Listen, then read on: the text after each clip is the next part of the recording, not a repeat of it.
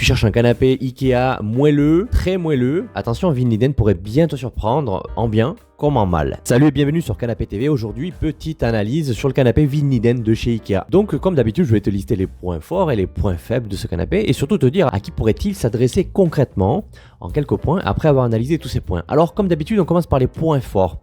Alors, les avis clients soulignent et font remonter le plus souvent qu'il s'agit d'un canapé moelleux. Beaucoup d'avis parlent d'un confort comme dans un nuage, entre guillemets. Les coussins sont épais et moelleux, offrent un bon maintien, agréable pour les longues sessions de TV et les siestes.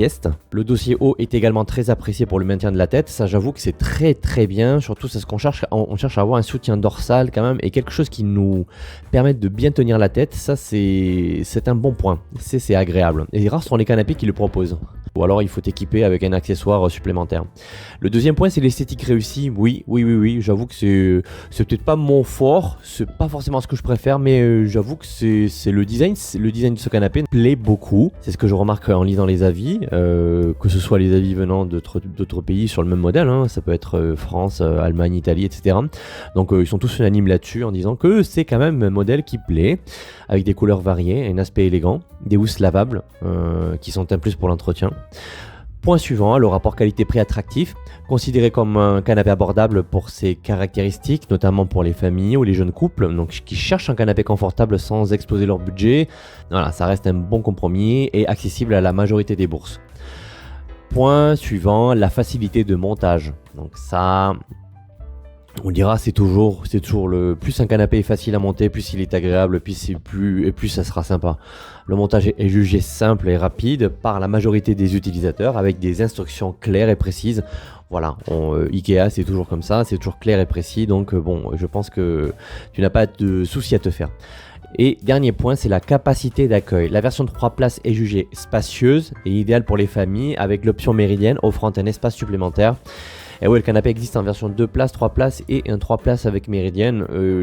Apparemment, le modèle méridienne a tendance à plaire particulièrement. Donc, je te propose maintenant de passer au point négatif. Et oui, parce que tous les modèles de canapé ont un point négatif. Et on commence par le premier point, qu'il s'agit de la déformation rapide des coussins. Plusieurs avis signalent que les coussins d'assises se tassent rapidement, laissant apparaître des trous après quelques mois d'utilisation. Le rembourrage semble perdre de sa fermeté, donnant une impression d'affaissement. Donc après, il faut voir au niveau des densités. Effectivement, si c'est déjà un canapé moelleux, un canapé mou, je ne pense pas que les densités de mousse soient trop élevées, donc ce qui à terme peut mener à des affaissements et à des déformations. Point suivant, la durabilité et la robustesse discutable.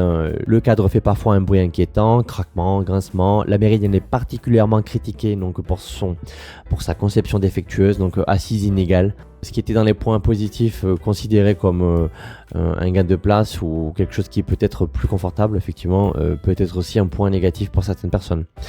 Les housses fragiles, le tissu semble retenir facilement les poils, les cheveux se froissent rapidement. Certains clients trouvent les matériaux peu durables à long terme.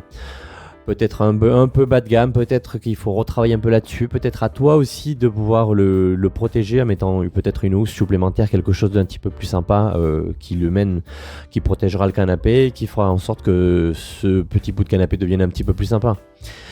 Problème de soutien des coussins. Alors plusieurs remarques sur le manque de fermeté, le soutien inégal des coussins, surtout sur la méridienne. Oh là là, cette méridienne, tout le monde s'en prend à elle, hein. L'absence d'accessoires comme des housses de remplacement est également critiquée. Donc voilà, effectivement, peut-être que les coussins ont aussi tendance à glisser quand tu restes trop longtemps assis. À ce sujet, il existe des tissus antidérapants que tu peux mettre sous tes coussins d'assises afin d'éviter ce désagrément. Bon là, en l'occurrence, c'est un manque de fermeté. Donc comme je disais, effectivement, il s'agit d'un canapé moelleux au départ. Donc les densités de mousse ne seront pas forcément les plus intéressantes. Autant partir sur un canapé ferme ou mi-ferme, mais plutôt ferme chez Ikea et qui, avec le temps, va devenir quelque chose d'un petit peu plus moelleux. Et le dernier point négatif, c'est la mauvaise expérience en tant que lit d'appoint. Mais c'est pas inconvertible, les gars. Le Vinliden peut dépanner pour une nuit, mais le confort est loin d'être optimal en mode couchage. Alors, en mode couchage, je pense pas l'avoir vu en mode couchage, hein. Je pense qu'il y a une erreur sur les commentaires parce que ce canapé-là n'est pas proposé, n'est pas inconvertible. Alors peut-être que certaines personnes le considèrent, utilisent la méridienne pour s'allonger, peut-être taper 2-3 siestes ou la longueur ou sur la longueur du canapé. Mais oui, c'est sûr qu'un mode couchage, oui, c'est bien peut-être pour faire une sieste, quelque chose d'appoint. Mais bon, c'est pas son but en fait. Ce que j'ai tendance à dire dans les vidéos, c'est qu'effectivement, certains canapés sont considérés comme étant à tout faire, des canapés qui servent de tout. Pour faire tout, dormir, bien te reposer, siester, etc., passer des longues sessions. Mais en fait, il faut adapter par rapport au prix, par rapport à la configuration. Chaque canapé a un but bien précis. Et en fait, ce que je trouve, c'est que parfois les commentaires ont tendance à critiquer un modèle, mais justement qui n'est pas prévu pour ce qu'ils attendent. Donc, s'ils veulent faire un canapé, s'ils veulent dormir sur un canapé, il vaut mieux qu'ils partent sur un canapé, sur un canapé convertible. Je sais pas, c'est logique. Enfin, à qui s'adresse le canapé Vinliden? Alors, grosso modo, il s'adresse aux familles cherchant un canapé moelleux, spacieux et à prix abordable. Il peut être aussi adapté aux jeunes couples, donc aux étudiants avec un budget limité. À éviter pour les personnes qui recherchent un canapé durable sur plusieurs années. À éviter aussi pour les personnes nécessitant un couchage d'appoint régulier et pour les propriétaires d'animaux à cause des housses qui retiennent facilement les poils, etc., etc. Donc voilà ce qu'il fallait savoir sur le canapé Vinliden de chez Ikea.